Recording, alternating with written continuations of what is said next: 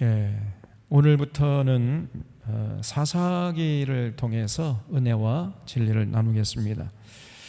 제가 항상 말씀드리는 건데, 우리가 성경책 한 권을 딱 손에 주면은 그 성경책 전체의 내용이 어떻게 구성되어 있는가를 먼저 명확하게 정리하고 있어야 된다 그랬죠? 성경 전체, 창세기면 창세기, 이 사사기면 사사기의 내용이 1장부터 21장까지 있는데, 이 내용이 어떻게 구성되어 있는지를 전체적으로 파악할 수 있어야 됩니다. 이 부분적으로 그냥 성경 구절 한 절만 암송하는 이것은 굉장히 잘못된 습관이에요. 그래서 사사기 전체 내용을 이렇게 꿰뚫어 볼 수 있어야 됩니다. 얼마든지 우리가 할 수 있어요. 그거는 1장부터 21장까지 전체 내용이 어떤 내용으로 되어 있다, 이런 것을 먼저 우리 마음속에 정리하고 있어야 돼요. 그래서 이 시간에 이제 이 사사기에 대해서 전체적인 개요를 말씀드리려고 하는데, PPT로 좀 돌려주시기 바랍니다. 이 앞에 좀 꺼주시고요. 사사기라는 이름 자체가 조금 어렵죠? 사사기. 이 사사에 대한 기록이다, 이런 얘기죠. 사사에 대한 기록. 그럼 사사가 누구냐? 사사는 쇼페팀이라고 합니다. 쇼페팀. 히브리 말로. 이 쇼페팀이란 말은 샤파트에서 왔어요. 샤파트. 그래서 이 샤파트가 뭐냐면 판결하다, 다스리다, 통치하다, 이런 뜻이에요. 그래서 이 샤파트의 명사형 복수가 쇼페팀입니다.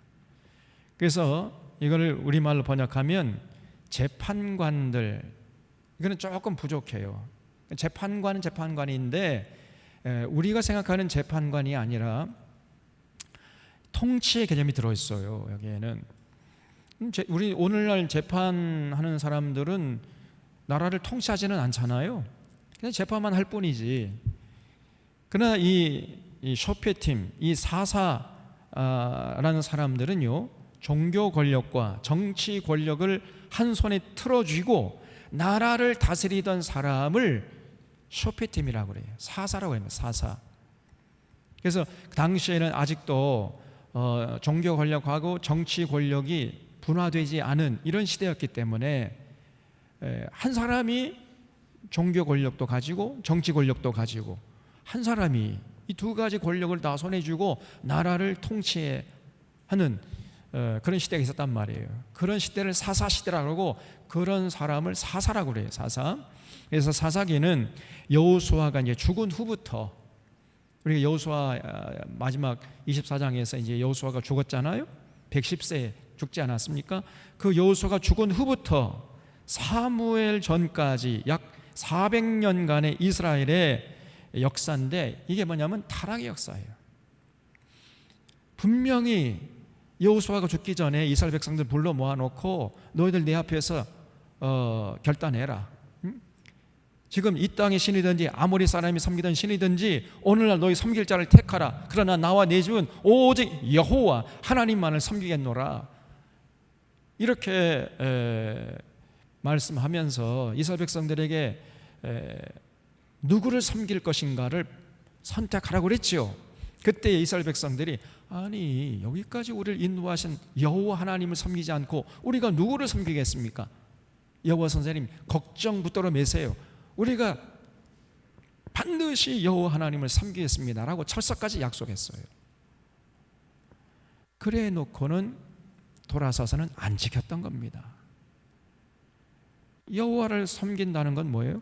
하나님께서 이스라엘 백성들의 생명과 평안을 위해 주신 그 규례와 법도와 명령 따라 사는 것을 의미하는데, 이 사람들은 여호와 하나님 팽개쳐버리고요, 그 하나님께서 명령하신 규례와 법도와 명령, 하나님과 맺은 언약 팽개쳐버리고, 그리고 그 바알, 가나안 땅 사람들이 섬기던 그 바알 신에 가서 거기에 무릎 꿇고 바알 신을 섬기면서 바알의 가르침을 따르려고 했단 말이에요. 그러니까 하나님이 실망을 거듭하다가 결국은 분노하시고, 우리가 레위기 26장 민수기 28장에서 봤잖아요. 내가 너희들이 이 약속을 지키면 복을 주겠지만 지키지 않으면 너희들 저주할 거야. 둘 중에 하나예요. 복이냐 저주냐. 둘 중에 하나를 선택하라고 그랬잖아요. 그래서 이스라엘 백성들이 그 하나님과 맺은 언약을 지켰어야 되는데, 하나님 섬기면서, 그런데 안 지키는 거예요. 그러니까 약속대로 하나님이 이스라엘 백성들을 저주했습니다. 그 저주한 내용이 뭐냐면요, 하늘에서 비를 내려주지 않는 거예요. 그러면 가뭄이 오죠. 가뭄 농사를 못 짓잖아요. 그럼 기근이 와요. 그럼 국력이 약화돼. 그럼 이방 군대가 쳐들어와서 이방의 식민지로 전락을 해버렸단 말이에요. 그러면 그때 이스라엘 백성들이 이제 고통스러우니까 그때 정신 차리고, 아이쿠 하나님 제발 좀 살려주세요, 이렇게 하나님 앞에 나가서 싹싹 빌어요. 그러면 그때 하나님이 이제 사사라는 그런 걸출한 인물을 세워가지고 그 사사를 통해서 이스라엘 백성들을 구원해줘요. 그러면 이스라엘 백성들이 잠깐은 정신 차려서 하나님을 섬기고 하나님과 맺은 언약을 지켜요. 그러면 어떻게 됩니까?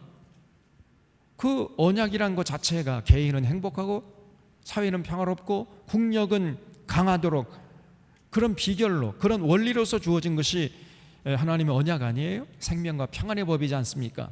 그러니까 개인은 행복해지고 모든 사람들이 지키니까 사회는 평화롭고 국력은 강하니까 감히 어떤 이방 군대가 쳐들어오지 못해요. 근데 조금 세월이 흐르면 또 금방 이 사람들이요, 하나님의 은혜를 잊어버려요. 그리고 하나님과 맺은 언약도 안 지켜버려요. 그리고 자꾸만 이방신 그 바알 앞에 가가지고 또 바알을 섬기고 바알 앞에 무릎 꿇고 바알의 가르침을 따르고, 그럼 어떻게 됩니까? 반드시 권력자는 권력을 남용하게 돼 있어요. 그리고 제사장은 엉터리로 하나님 말씀을 왜곡해서 전해버리고, 재판장은 뇌물 받아먹고 재판을 굳게 하고 말이에요. 상인들은 전부 거짓적을 거짓줄을 써가지고 눈속임에서 부당이득 취득하고, 이러니까 사회는 불안해지죠. 국력은 약화되지요. 그러면 이제 이방 군대가 또 쳐들어와요. 그럼 이방의 식민지로 전락해버려요. 그러면 개인은 불행해지는 거 아닙니까? 그래, 그때 또 이제 정신 차려서 하나님께서 아이고 하나님 좀 살려주세요. 그러면 또 하나님이 사사를 보내가지고 구원해줘요. 그러면 잠시 동안 반짝 하나님을 섬겨요. 그러다가 이제 사사가 죽으면 세월이 조금 흐르면 또 금방 하나님의 은혜를 잊어버리고 또 다시 타락의 역사를 기록했단 말이에요. 이러한 역사를 약 400년 동안이나 계속해서 반복했단 말이에요. 그래서 이 사사기는 하나님이 이스라엘 백성들을 직접 통치하시는 신정 통치 체제였으나, 하나님이 직접 하나님과 이 이스라엘 백성들 사이에 어떤 죄에 물든 개인이 권력 잡아가지고 중간에 하나님의 대리자로 해가지고 통치하는 이런 시대가 아니라, 하나님과 이스라엘 백성이 아무도 없어야 돼. 그렇죠? 하나님이 직접 이스라엘 백성들 통치하는 그런 나라를 우리가 두 글자로 하면 뭐라고 표현할 수 있겠습니까? 그게 천국이죠. 하나님이 직접 좌정하셔서 우리를 통치하는 그런 나라를 우리가 천국이라고 그래요. 하나님 나라. 그래서 하나님 나라의 가장 본질적인 개념은요, 통치 개념이에요. 통치. 장소가 아닙니다. 하나님 나라는 장소 개념보다 더 훨씬 넓은 개념이에요. 통치 개념이다. 하나님의 통치가 이루어진 곳, 그곳이 그 어디나 하늘나라예요. 하늘나라. 여러분, 초막이나 궁궐이나 내주 예수 모신 곳이 그 어디나 뭐라고 그랬어요? 하늘나라 그랬잖아요. 그 어디나 하늘나라. 가정에서 예수님 통치를 받게 되면 거기가 가정 천국이 돼버려요. 직장에서 그럼 직장 천국이 되는 것이고, 인간관계 속에서 우리가 예수님의 말씀에 입각해서 우정을 나누면 그 우정 속에 천국이 임한단 말이에요. 예수님께서 천국 여기 있다 저기 있다 하지 말아라, 천국 너희 안에 있느니라, 이렇게 말씀했죠. 너희 안에 있다는 말이 우리 마음속에 있다는 말이 아니라 인간 관계 속에 있다는 말. 인류가 아니고 어몽류예요. 어몽류. 우리의 인간 관계 속에 천국이 임한다는 거예요. 그래서 그 당시에 이 사사 시대 사람들은 진짜로 하나님의 직접 통치를 받는, 그래서 정말 복을 누릴 수 있는 사람들이었어요. 그런 시대였단 말이에요. 그런데 이스라엘 백성들이 불행하게도 그 하나님의 통치를 받아들이지 않았다는 거죠. 그러니까 하나님의 심판을 자초한 거죠. 그래서 민도가 낮으면요, 하나님의 직접 통치를 누릴 수 없는 거죠. 아무리 체제가 좋아도 민도가 낮으면은 복을 누릴 수 없습니다. 여러분, 지금 우리나라도 아니 저런 모젤 같은 사람을 어떻게 대통령으로 뽑습니까? 예? 저 사람은 거의 술주정뱅이에 가까운 사람입니다. 아무런 나라를 어떻게 통치해 나가겠다는 아무런 그 통치 이념이나 사상이 없는 사람이에요. 평생이 칼질이나 하고 살아온 사람인데, 그것도 선택적인 정의가지고 자기 잘 보이면 다 봐줘버려요. 자기에게 조금 안 보이면 자기 정치적 입장에 따라서 자기 유익의 유불리에 따라서 법을 자기 멋대로 집행해 왔던 사람입니다. 그 사람이. 그리고 정치에 대해서 정자도 모르는 사람 아닙니까? 그런 아마추어를 대통령으로 또 뽑아놔 버린 거예요. 우리나라 민도가 그 정도밖에 안 돼요. 그러니 결국은 그런 말도 안 돼. 백성, 국민들을 향해서 입만 열면 거짓말 해야 되잖아요. 에? 그리고 자기 주변에 있는 사람 전부 다 부동산 투기, 증권 주가 조작하고 그런 사람들이 포진해 있지 않습니까? 그 아내가 주가 조작한 평생을 그저 이력서도 거짓말이고, 쉽게 말해 사기꾼이에요. 사기꾼. 그런 사람이 지금 영분이라고 딱 앉아가지고 5천만의 생명을 좌지우지할 수 있는 그런 권세를 누리고 있잖아요. 그런 사람 뽑아놔 버렸어. 왜 그러냐? 이 대한민국 국민들의 민도가 그만큼 낮아요. 그러니까 민주주의를 누릴 수 없습니다, 여러분. 민주주의 누리려면 민도가 높아야 되거든. 그래서 좀 고생을 해봐야 돼요. 제가 볼 때는 이 대한민국 국민들의 수준이 아직 높아지려면 멀었어요. 민주주의 언감생심입니다. 민주주의를 누릴 수 있는 자격이 못 돼. 지금 정말 더 그 유신 시절이나 저 전두환 같은 이 철권통이 독재를 좀 맛봐야, 죽으라고 고생을 해봐야 조금 정신을 차릴까 말까.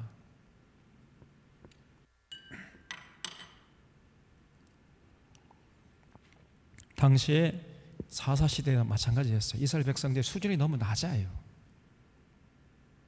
그러니까 하나님이 직접 통치하는 그 시대였음에도 불구하고 하나님의 복을 누리지 못하고 그 복을 차버리고 가서 자꾸만 바알에 가서 기웃거리고 바알을 섬기고, 그러다가 결국은 하나님의 저주를 받은 시대, 거기에 대한 기록이 사사기란 말이에요. 사사기. 얼마나 참 안타까운 일입니까, 여러분. 그래서 사사기는 여호수아 사후부터 이스라엘의 초대 왕인 사울 왕이 등장하기 전까지의 역사를 기록하고 있습니다. 이 기간 동안 이스라엘 백성들은 하나님의 언약을 지키지 않았을 뿐 아니라 가나안 족속들의 우상을 섬겼어요. 그때마다 하나님이 아파하시고 분노하시다가 급기야 이스라엘 백성들을 약속대로, 레위기 26장, 민수기 신명기 28장 약속했잖아요. 이 언약을 너희들이 지키지 않으면 내가 너희 저주하겠다 약속했습니다. 약속대로 이방 군대를 보내셔서 이방의 식민지로 전락시켰어요. 그러면 이스라엘 백성이 고통스러우니까 하나님께 부르짖으면 하나님이 또 불쌍히 여겨요. 그래서 사사를 보내가지고 이방인들의 손에서 구출해 주셨습니다. 그러면 이제 사사가 살아있는 동안엔 반짝 하나님을 섬겼으나 조금 세월이 흘러가지고 이제 사사가 죽으면 다시 하나님의 은혜를 잊어버리고 하나님과 맺은 언약을 저버릴 뿐 아니라 자꾸 우상 숭배하는 짓을 반복했어요. 그러면 다시 또 하나님의 진노가 임하는 거지요. 그래서 이방 식민지로 전락하는 이러한 역사를 끊임없이 반복하던 시대에 관한 기록, 이게 사사기입니다. 그러다가 나중에는요, 하나님이 보내신 사사마저 타락을 해버려요. 또 하나님이 이스라엘 백성들 구원하라고 사사를 보내잖아요. 그러면 그 보낸 사사가 또 타락을 해버려요. 그러니 하나님이 속수무책입니다. 그래서 이런 역사를 12번이나 끊임없이 반복을 해요. 사사기는 그럼에도 불구하고 그들을 사랑하신 하나님의 사랑을 보여주고 있습니다. 얼마나 하나님의 속이 썩었겠어요. 하나님의 마음이 푹푹 썩어가는 거예요, 그냥. 그래서 여러분, 사사기를 읽으면서 이런 하나님의 마음을 여러분이 헤아릴 줄 알아야 돼요. 그런 사람이 성숙한 신앙인이에요. 한 사사기 읽으면서 어디 잘 된다, 복 준다 하는 말이 없는가? 이거는 기본적으로 신앙이 잘못된 사람이에요. 그래서 이 사사는요, 제일 처음에 사사가 이제 온니엘이에요. 온니엘, 그 다음에 두 번째 에훗, 삼갈, 두보라, 기드온, 돌라, 야일, 입다, 입산, 엘론, 압돈, 삼손, 엘리, 사무엘. 이 사무엘이 이제 이스라엘 마지막 사사라고. 사무엘에 의해서 이제 사울이 왕으로 등극해서 이제 왕정 시대가 열리잖아요. 그래서 이렇게 이 엘리, 사무엘 빼면은 12명입니다. 사사가 12명이에요. 끊임없이 사사를 보냈지만 나중에는 사사마저 타락을 해버려요. 참 암울한 시대에 관한 기록이 사사기입니다. 그러면 왜 이렇게 영적인 암흑기를 맞이하게 되는가? 이스라엘 백성들이 가나안 거민들과 동거하다가 쫓아내지 못했어요.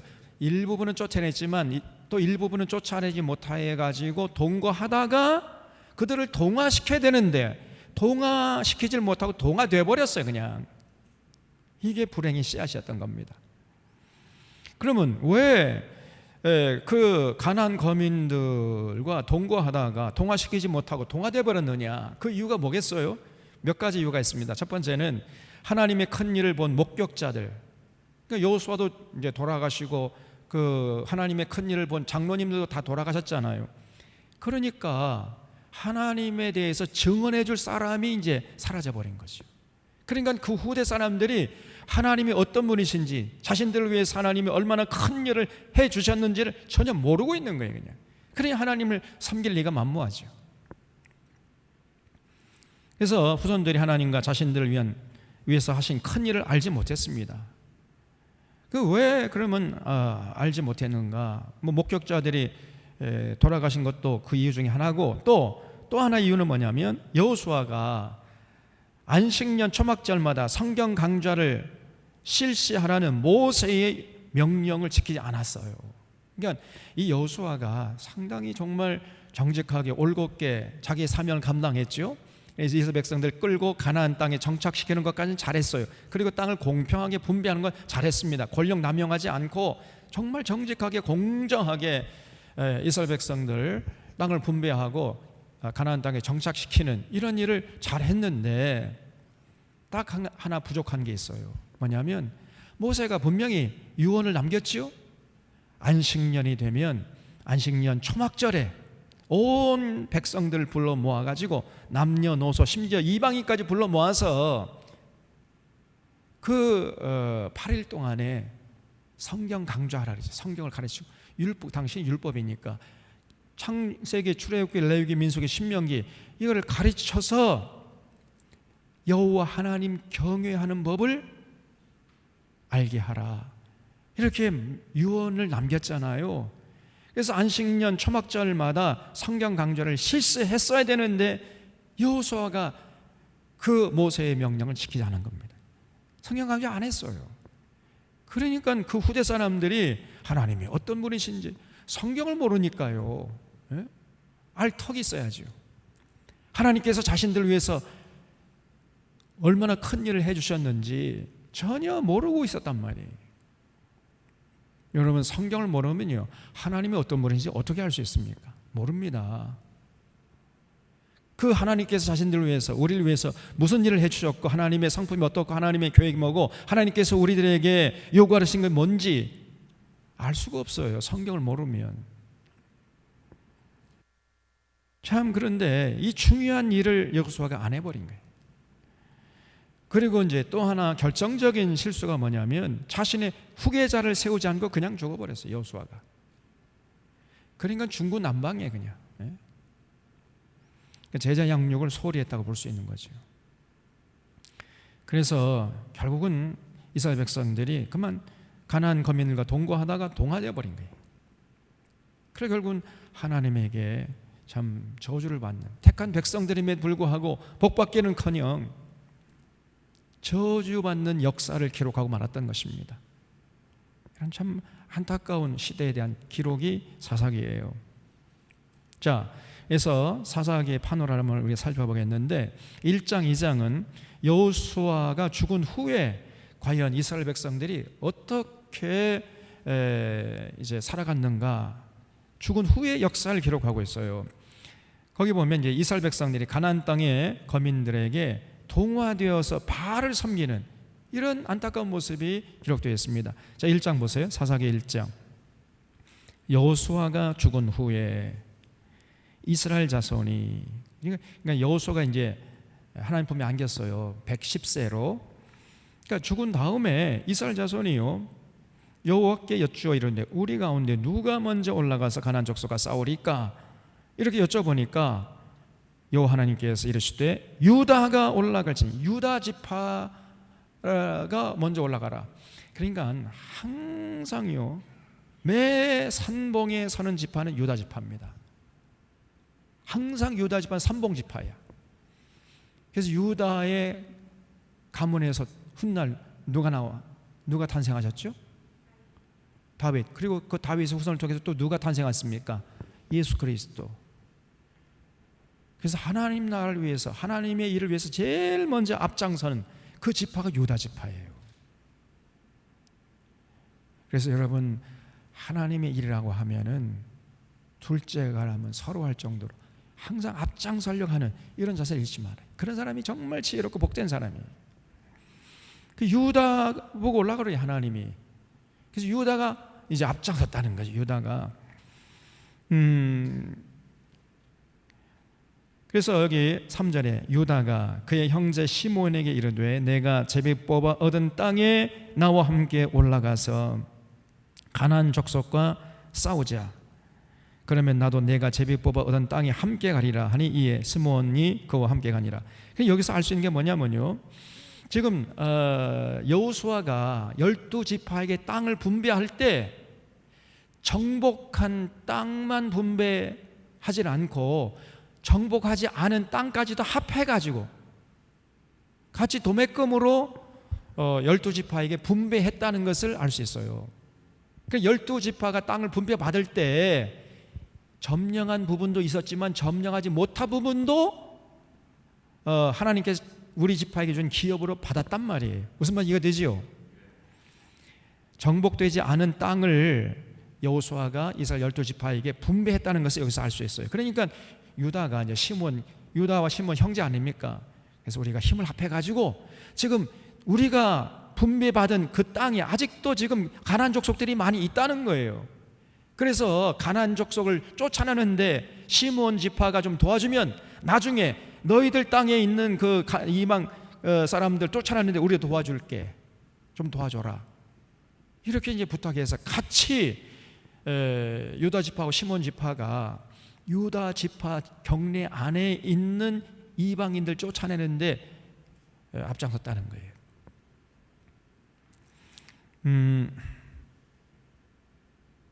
자, 그래서 결국은 여기 뭐냐면 베색의 왕이었던, 여기 5절에 보면 아도니 베색을 만나서 그와 싸워가지고 가나안 족속과 브리 족속을 죽이니 아도니 베색이 도망하는지라 그를 쫓아가서 잡아 그의 엄지 손가락과 엄지 발가락을 잘라버렸어요. 그러니까 이 아도니 베색이 뭐라고 얘기하냐면요, 7절에 옛적에 70명의 왕들이 그들의 엄지 손가락과 엄지 발가락이 잘리고 내 상 아래에서 먹을 것을 줍더니 하나님이 내가 행한 대로 내게 갚으심이로다. 여러분 거기 주십시오. 하나님이 내가 행한 대로 내게 갚으십니다. 이게 중요합니다. 그러니까 이 아도니 베섹이라는 사람이 얼마나 잔인한 짓을 했느냐 말이에요. 자기가 조금 힘이 있다고 해가지고 그 주변에 70명이라는 사람을 잡아가지고 손가락과 발가락을 잘라버렸다는 거예요. 그러더니 나도 똑같이 당하는구나, 그렇게 한탄하면서 죽었다는 거예요, 이 사람이. 하나님이 내가 행한 대로 내게 갚으십니다 하니라. 무리가 그를 끌고 예루살렘에 이르렀더니 그가 거기서 죽었더라. 그래서 여러분, 우리 하나님 어떤 분이냐면요, 행한 대로 갚으시는 하나님이십니다. 다시 다른 말로 하면은 심은 대로 거두게 하시는 하나님이세요. 뿌린 대로 거두게 하시는 하나님이세요. 이 땅에 사는 동안에 선을 뿌리면 선의 열매를 거두고, 악을 뿌리는 사람은요 악의 열매를 거두게 돼 있어요. 악의 열매를 뿌렸는데 선의 열매를 거둔 법은 없습니다. 선의 열매를 거뒀는데 악의 열매를 거둔 법이 없어요. 뿌린 대로, 심은 대로, 행한 대로 거두고 갚으시는 하나님이십니다.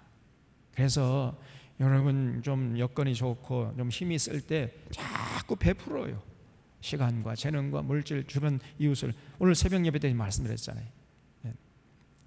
하나님 나라에서는 섬기는 자가 큰 자고, 그런 자에게 진정으로 리더십이 주어진다.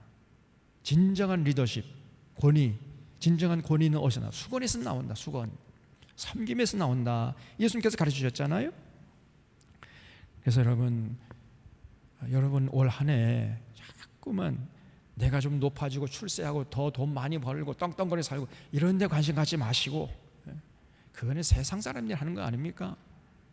어떻게 하면 내 시간과 재능과 물질과 내 모든 걸 다 들여가지고 주변 사람들 행복하게 하고 주변 사람 유익하게 하고 세상을 더 풍요롭게 할 것인가, 여기에 관심을 갖고 신경을 쓰시란 말이에요. 거기에 여러분의 시간과 재능과 물질을 쓰시란 말이에요. 그러면 심은 대로 거두십니다. 거두게 하시는 하나님, 그 놀라운 은혜와 인도하심을 맛보게 될 줄로 믿습니다. 결국은요, 이제 유다가 이렇게 이제 자기가 하나님 기업으로 받은 그 땅의 이방 족속들을 쫓아냈는데, 사실은요, 쫓아내다가 또 못 쫓아낸 이 가나안 족속이 있었다는 거예요. 18절에 보세요. 유다가 또 가사 및 그 지역과 악스글론 및 그 지역과 에그론 및 그 지역을 점령하였고, 여호와께서 유다와 함께 계셨으므로 그가 산지 주민을 쫓아냈으나 골짜기 주민들은 철병거가 있으므로 쫓아내지 못했다는 거예요. 그러니까 철병거로 무장하고 있는 그 강력한 가나안 족속은 쫓아내지 못하고 동고했단 말이죠. 그 다음에 21절에 보면 베냐민 자손은 어땠는가? 베냐민 자손도 자기가 기업으로 받은 그 땅에 이방인들을 쫓아내려고 했는데 쫓아내다 또 쫓아내지 못한 이방인들도 있었단 말이에요. 그래서 베냐민 자손은 예루살렘에 거주하는 여부스 족속을 쫓아내지 못했습니다. 그래서 여부스 족속이 베냐민 자손 함께 동거했다는 거죠. 오늘까지 예루살렘에 거주하니라. 그 다음에 쭉 여기 넘어가서 27절에 므낫세가 벳산과 그에 딸린 마을들의 주민과 다낙과 그에 딸린 마을들의 주민과 돌과 그에 딸린 마을들의 주민과 이블람과 그에 딸린 마을들의 주민과 무깃도와 그에 딸린 마을들의 주민들을 쫓아내지 못하며, 또 쫓아내지 못했다 그러지요. 그래서 가나안 족속과 동거했어요. 가나안 족속이 결심하고 그 땅에 거주하였더니 그렇게 됐습니다. 또 29절에 보면 에브라임이 게셀에 거주하는 가나안 족속을 쫓아내지 못했어요. 30절에 스불론은 기드론 주민과 나할롤 주민을 쫓아내지 못했습니다. 31절에 아셀이 악고 주민과 시돈 주민과 알랍과 악십과 헬바와 아빅과 르홉 주민을 쫓아내지 못했어요. 33절에 납달리는 베스메스 주민과 벳아낫 주민을 쫓아내지 못했어요. 34절에 아모리 족속이 단 자손을 산지로 몰아넣었어요. 단 자손은요, 아모리 족속을 쫓아내지 못했을 뿐 아니라 오히려 아모리 족속에게 쫓겨서 도망쳤다는 거예요. 그래서 산속으로 도망쳐버렸어요. 그냥 아모리 족속의 단 자손 산지로 몰아넣었다 그랬잖아요. 그래서 골짜기에 내려오기를 용납하지 아니했다. 그래서 이스라엘 12지파가요 일정 부분 쫓아냈지만은 가나안 족속들 쫓아내지 못하고 동거했단 말이에요. 일정 기간 동안. 그러다가만 동화돼 버린 겁니다. 그래서 2장 6절에 보면요, 전에 여호수아가 백성을 보내매 이스라엘 자손이 각기 그들의 기업으로 가서 땅을 차지했고, 백성이 여호수아가 3년 동안과 여호수아 뒤에 생존한 장자들 곧 여호와께서 이스라엘을 위하여 행하신 모든 큰 일을 본 자들이 사는 날 동안에 여호와를 섬겼더라. 그러니까 여호수아도 살아있고 그 하나님의 큰 일을 본 자들, 그 장로님들이 살아있는 동안에는 여호와를 섬겼다는 얘기고, 여호수아도 돌아가시고 장로님도 돌아가신 다음에 섬기지 않았다는 얘기라고 그랬죠.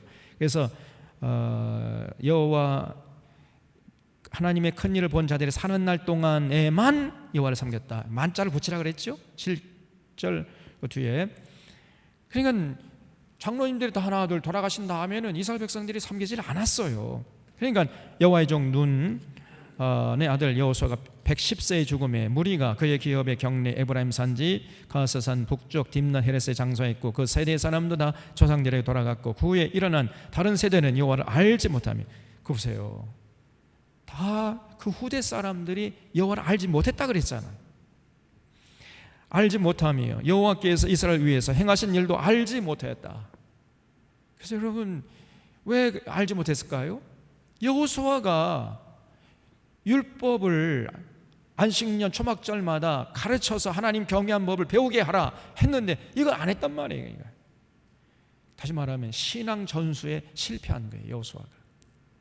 여러분, 우리만 신앙생활 하다가 우리만 천국 가고 우리 자손들 전혀 우리가 가르치지 않으면, 신앙을 자손들에게 전수하지 않으면 우리 자손들이 우리가 죽은 다음에 하나님이 누군지 모를 거 아닙니까?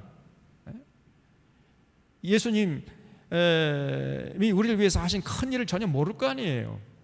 그럼 예수님 사랑하지 않을 것이고 예수님의 가르침에 관심 없을 것이고 세상에 나가서 세상 가치관에 따라서 살 거 아닙니까? 똑같은 일이 벌어지는 거예요, 이게. 그래서 우리가 자녀 신앙교육 관심을 가지고 다음 세대 신앙을 넘겨주는 그 사명을 우리 감당해야 돼. 우리만 천국 가고 우리 자녀들 천국 못 가면 어떻게 되는 거예요, 이게?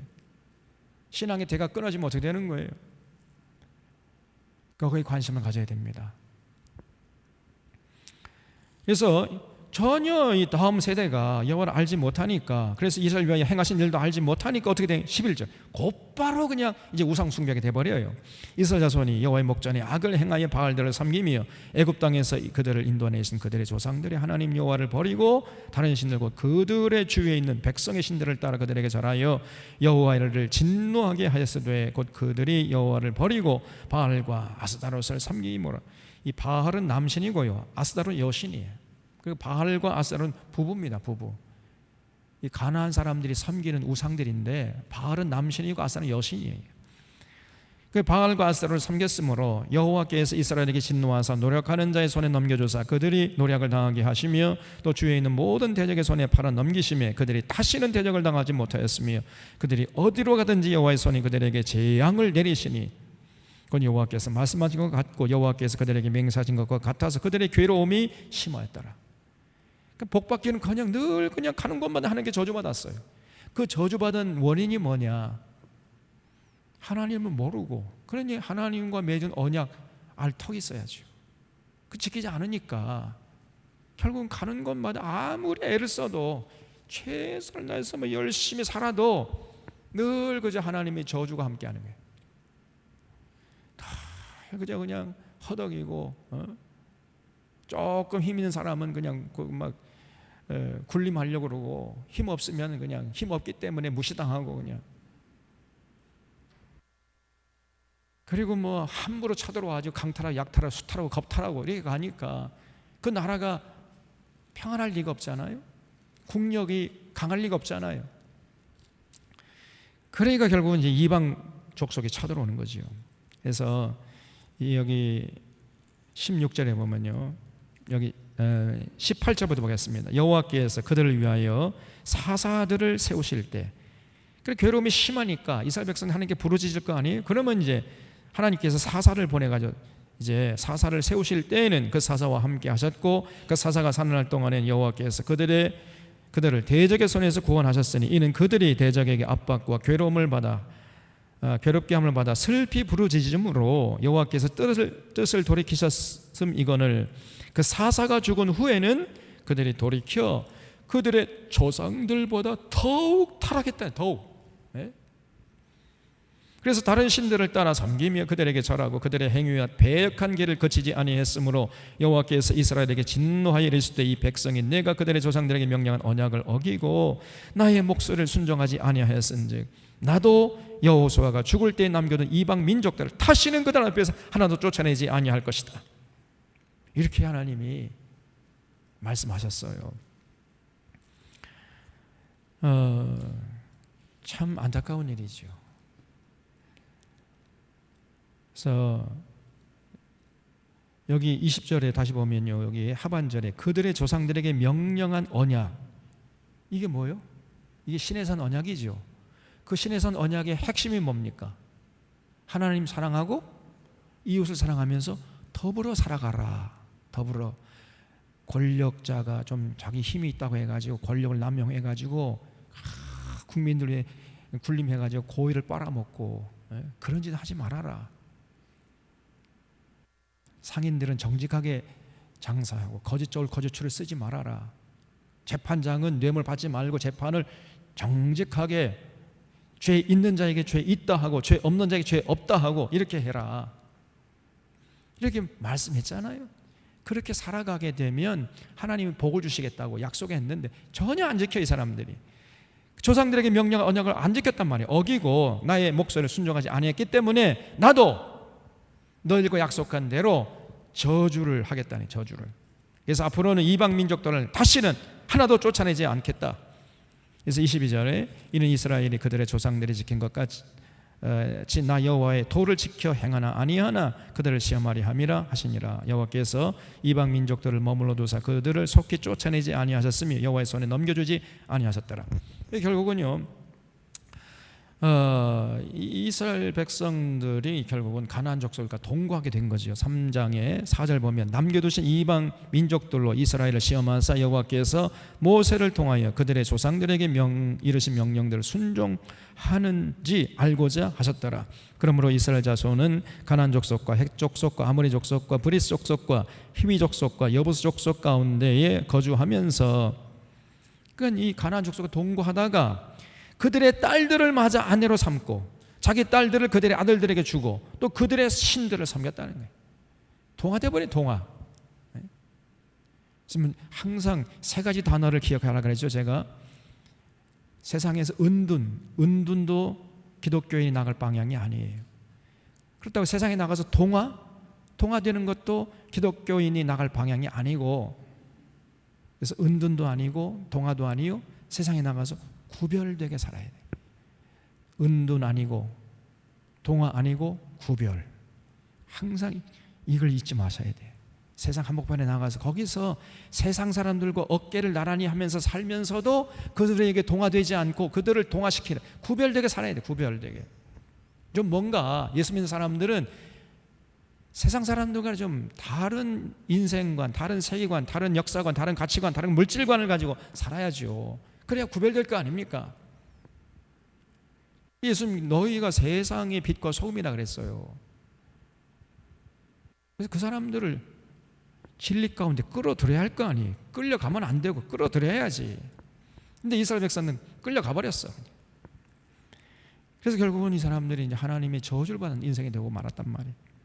그래서 이제 이방의 식민지로 전락되니까 첫 번째 사사를 보냈어요. 7절에 보면 이스라엘 자손이 여호와의 목전에 악을 행하여 자기들 하나님 여호와를 잊어버리고 바알들과 아세라들을 섬긴지라.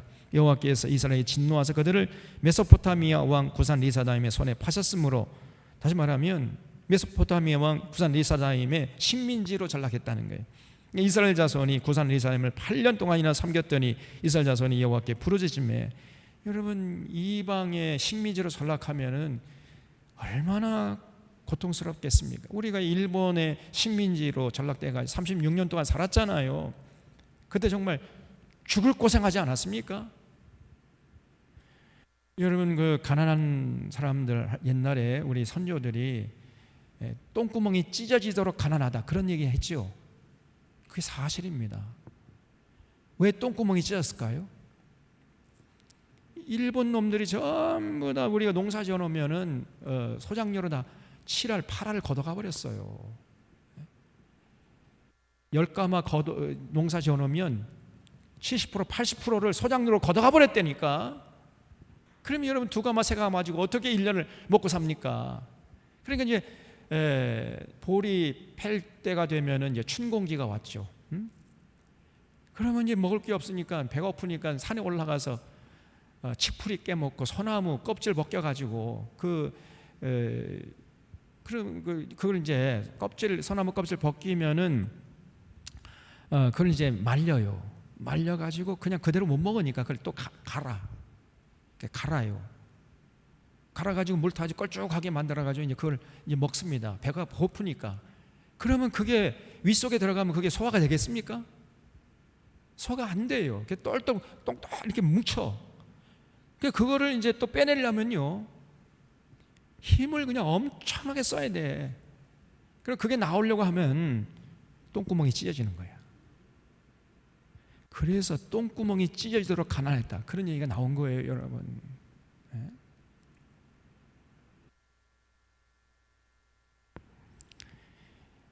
이방 나라의 식민지로 전락되면요, 국민들이 죽어나는 거 아닙니까? 국민들이. 그런 고통을 당했어요. 그런데 지금 그때 나라와 민족을 배반한 친일파 후손들이 지금 지금 대통령 되고 장차관 되고 다 그러고 있잖아 지금. 어떻게 그런 자의 후손들을 여러분 국회의원 뽑아주고 대통령 뽑아주고 그런 짓을 하냔 말이에요. 그게 이 민도가 낮으니까 어쩔 수가 없어요. 그냥.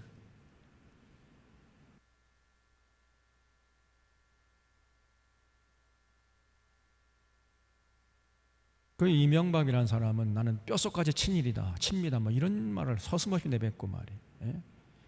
그 일본 유정자들에게 국민들이 좀 눈 보는 눈이 있으니까 조금만 기다려라. 독도를 다케시마로 해주겠다고 하고 말이에요. 조금만 기다려라고 말이에요. 이런 밀약을 하고 그러잖아요. 이 이명박이라는 놈이. 지금 이 윤석열이라는 이 사람도요, 친일파예요. 친일파 후손이라니까. 그러니까 지금 그 일본 사람들이 우리나라 조상들에게 했던 그 못된 짓을 오히려 우리 기업에 세금 걷어가지고 그 갚아주겠다고 약속했잖아요. 지금 이 제정신입니까 이게? 도대체 어느 나라 대통령이야 이게?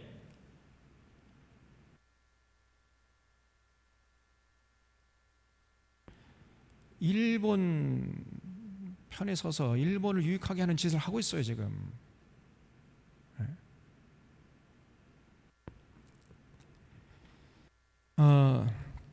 자, 그래서 그래 고통스러우니까 이제 이스라엘 백성이 하나님께 여호와께 부르짖었어요. 그러니까 처음으로 이제 사사를 보냈는데 그 사사 이름이 온니엘입니다. 여기 9절에 보면 이스라엘 자손이 여호와께 부르짖음에 여호와께서 이스라엘 자손을 위하여 한 구원자를 세워 그들을 구원하게 하시니 그는 곧 갈렙의 아우 그나스의 아들 온니엘이라. 그래서 온니엘. 그래서 온니엘이 이제 이스라엘 백성들을 구산 리사다임의 손에서 구출해 줬단 말이죠. 그러니까 고통에서 이제 건져낸 거, 고통의 구렁텅이에서. 그러니까 한동안은 이제 하나님을 잘 섬겨요. 그러니까 11절에 그 땅에 평온한 지 40년에 그나스의 아들 온니엘이 죽었어요. 온니엘이 죽으니까 또다시 이스라엘 백성들이요, 하나님의 은혜를 망각하고 또 우상을 섬기고 하나님과 맺은 언약을 팽개쳐버려요. 그러니까 12절에 이스라엘 또 여호와의 목전에 악을 행하니라. 이스라엘 자손이 여호와의 목전에 악을 행함으로 여호와께서 모압 왕 에글론을 강성하게 하사 그들을 대적하게 하시며 에글론이 암몬과 암몬 자손들을 모아가지고 와서 이스라엘을 쳐서 종려나무 성읍을 점령하니라. 이 종려나무 성읍 예루살렘 성읍이에요. 그러니까 이스라엘 자손이 모압 왕 에글론은 18배, 그러니까 18년 동안 식민지로 전락했단 말이에요. 그러니까 또 이제 고통스러우니까 이스라엘 자손이 하나님께 부르짖으니까 그때 하나님이 보낸 사사가요, 여기 15절 하반절에 보면 베냐민 사람 게라의 아들 왼손잡이 에훗, 이 에훗이 두 번째 사사였단 말이죠.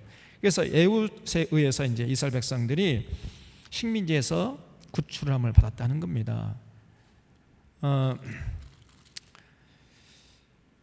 다음에 그 후에는 3장 31절에 에훗 후에는 아낫의 아들 삼갈이 있어 소모는 막대기로 블레 사람 600명을 죽였고 그도 이스라엘을 구원하였더라. 그 후에는 이제 세 번째 사사가 삼갈이고요.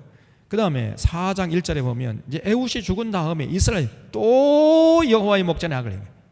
역사가 계속 반복됐어요. 여러분, 역사를 통해서 교훈을 얻지 못하는 이런 민족은요, 똑같은 불행한 역사를 또다시 당합니다. 이 이스라엘 백성이 조금만 세월이 흐르면요, 하나님의 은혜를 망각해버리는 거예요. 그래서 자꾸 우상을 섬기니까 결국 여호와께서 하솔에서 통치하는 가나안 왕 야빈의 손에 그들을 팔아버렸어요. 이번에는 이제 가나안 왕 야빈의 식민지로 전락해버렸단 말이죠. 그래서 또 이스라엘 백성이 고통스러우니까 하나님께 나가서 부르짖으니 그때 보낸 선지자가 누구냐? 이번에 여자예요, 여자. 4장 4절에 그때 라피도스의 아내 여선지자 드보라가 이스라엘의 사사가 되었다. 그래서 사사가요, 드보라라는 이 여자가요, 굉장히 아주 그냥 용맹스러운 여자였어요. 그래서 리더십을 발휘해가지고 결국은 그 가나안 왕 야빈의 손에서 이스라엘 백성들을 구출해 주는데, 여기 5장에 보면 다 구출함을 받은 다음에 드보라가 하나님께 감사하고 찬양하는 노래가 나오는데 5장 6절 보세요. 아낫의 아들 삼갈의 날에 또는 야엘의 날에는 대로가 비었고 길의 행인들은 오솔길로 다녔도다. 여러분, 그래서요, 이 권력자들이 잘못되잖아요. 그러면 그 성이 죽음의 도성이 된다는 거예요. 아무도 지나가는 사람이 없었다는 거예요. 대로가 비었고 길의 행인들은 오솔길로 다녀. 하나님을 섬기지 않게 되면요, 사회가 타락하고 사람들이 살 수 없는 죽음의 도성이 된다는 거예요. 죽음의 공간이 된다는 거예요.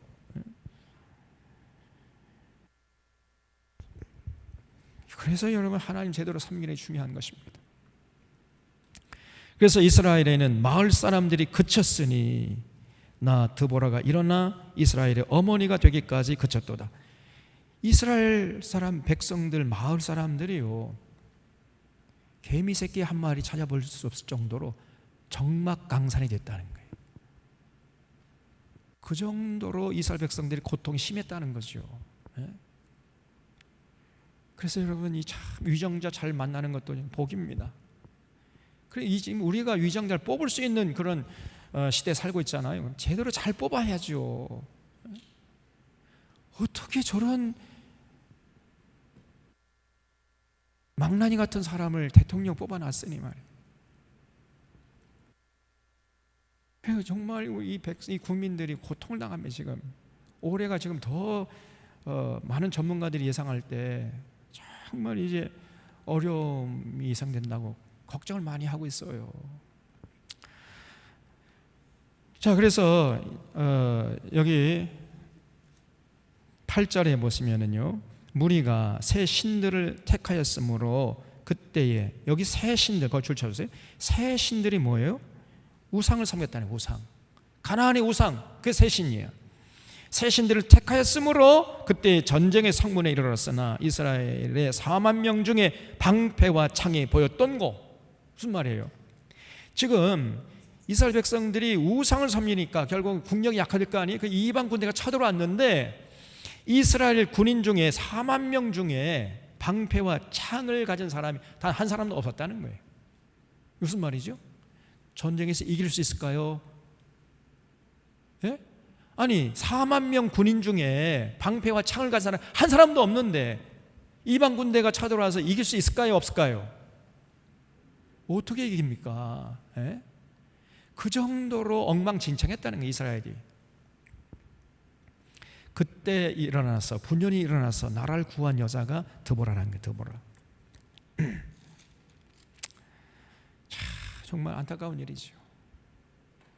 결국은 드보라가 여기 12절에 깰지어다 드보라여 깰지어다 너는 노래할지어다 일어날지어다 바라기여 아비노함이 아들이여 내가 사도로 잡은 자를 끌고 갈지어다 이렇게 그냥 막 용기를 내가지고 이스라엘 백성들 이끌었다는 거죠. 그래서 많은 이제 12지파들이 그렇죠 우리가 힘을 내서 이 고난을 이겨내자 해가지고 드보라가 앞장서가지고 그 고난에서 이겨냈다는 거죠. 그러나 많은 사람들이 호응을 했지만 또 호응하지 않은 사람도 있었다는 겁니다. 23절에 보면 여호와의 사자의 말씀에 메로스를 저주하라 너희는 거듭거듭 그 주민들을 저주할 것은 그들이 와서 여호와를 돕지 아니하며 여호와를 도와 용사를 치지 아니했다는 거예요.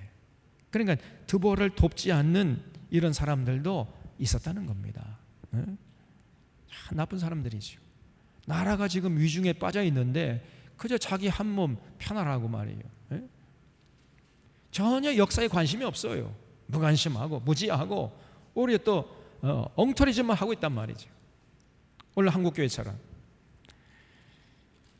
그러나 이제 이 드보라가 힘을 내 가지고 결과적으로 이스라엘 백성들을 이방 식민지에서 구출해냈고 31절에 보면 여호와여 주의 원수들은 다 이와 같이 망하게 하시고 주를 사랑하는 자들은 해가 힘있게 도둠같게 하옵소서 하니라. 그 땅이 40년 동안 평온했다는 거예요. 드보라가 사사로 있는 40년 동안은 이스라엘 백성들이 하나님을 잘 섬겼어요. 그러니까 개인은 행복하고 사회는 평화롭고 국력은 강해지니까 감히 이방 군대가 쳐들어오지 못하는 것이에요. 그러다가 이제 드보라가 죽은 다음에 6장이 보세요. 이스라엘 자손이 또 여호와의 목전에 악을 행하네. 또 역사가 반복돼. 타락 역사가. 참 이 못 말리는 백성들입니다. 어리석어도 분수가 있게 어리석어야지. 이렇게 어리석으면요 하나님도 도리가 없어요. 그래서 이제 6장부터는 시간 되어서 다음 주에 말씀드리려고 하는데 여러분 우리가 중요합니다. 그 예루살렘 성에 하나님께서 예레미야를 통해서 말씀하시는데 공의를 행하고 진리를 행하는 추구하는 자 단 한 사람이라도 있으면 내가 예루살렘 성의 모든 죄악을 사하주겠다 이렇게 말씀했잖아요. 소돔과 고모라 성 의인 10명만 있으면 내가 소돔과 고모라 성을 사하겠다 그랬잖아요. 지금 우리가 지금 20명도 넘어요. 여기 우리들만 제대로 하나님 앞에 올바로 서서 하나님 사랑하고 하나님 뜻을 받들게 되면 하나님께서 오늘 한국교회 죄악을 용서하시고 또한 이 나라 이 민족의 죄를 용서하시고 은혜와 진리 가운데 우리들을 이끌어 주실 줄로 믿습니다. 그래서 여러분 우리가 올곧게 신앙생활 제대로 하나님 사랑하고 하나님께서 우리에게 주신 명령 잘 지키는데 최선을 다하는 이런 우리 사론의 교우들 될 수 있기를 바랍니다. 올 하루 한 해 하루하루 정말 하나님 말씀 앞에 온전히 서야 돼요. 그래서 제가 올 첫 주에 말했지 우리가 올해는 말씀과 기도로 승리합시다 있잖아요. 말씀과 기도 늘 말씀이 언제나 우리 의식 속에 차고 넘쳐야 돼. 그리고 언제나 기도해야 돼. 기도 말씀과 기도 이 두 가지 수단을 잘 활용해서 하나님 경외하는 법을 잃지 말고 하나님 기쁘시게 하는 이런 삶을 통해서 하나님께 영광 돌리고 하나님 주신 모든 복락을 받아 누리는 귀한 인생들 되시기를 바랍니다. 같이 기도할 때 그런 올 한 해 정말 주님과 동행하는 이런 삶을 살아서 세상에 나가서 동화되는 것이 아니라 동화시키는 이런 참 생명력 있는 삶을 살 수 있는 도와달라고 같이 기도해 주시고 지금 내일 이제 이 양승래 집사님이 큰 수술을 앞두고 있습니다. 내일 오전 8시에 수술 들어간다고 제가 오늘 들었는데 여러분 위에서 기도해 주시고요. 하나님께서 친히 집도하셔서 그 육신의 쓴뿌리가 완전히 제거될 수 있도록 주님 역사해 주시옵소서. 기도해 주시고 이 나라 이 민족 지금 이 대통령이 입만 열면은 뭐 일전불사하고 그냥 확실하게 확전을 각오하고 응징하겠다 막 이러면서 또 미국의 미국 그 핵 전술핵 미국 전술핵을 공동으로 운영하는 이런 것을 지금 논의하겠다. 근데 바이든 대통령이 너 그런 거 없다 이렇게 했더라고. 보니까 지금 이 윤석열이라는 사람은요, 이 국민들의 안위는 아무런 관심이 없어요. 보니까 자꾸 대통령이면서 전쟁 얘기가 나오니까 이게 그러면 경제가요, 투자가들이 다 떠나버립니다. 그럼 다시 IMF가 와요. 이게 아무것도 모르는 사람이, 제가 볼 때 저 사람은 이 초등학생 수준밖에 안 돼. 초등학생이 지금 어른의 큰 옷을 입고 지금 앉아 있는 격이에요. 초등학생이 그냥 커다란 날카로운 칼을 지금 쥐어주고 있는 형국이라는 얘기예요. 이게 무슨 짓을 할지는 모르겠어요. 정말 우리가 나라와 민족을 기도할 때입니다. 그래서 자신을 위해서 또 우리 환우들을 위해서 나라와 민족을 위해서 한번 이 시간에 같이 기도하는 시간 갖겠습니다.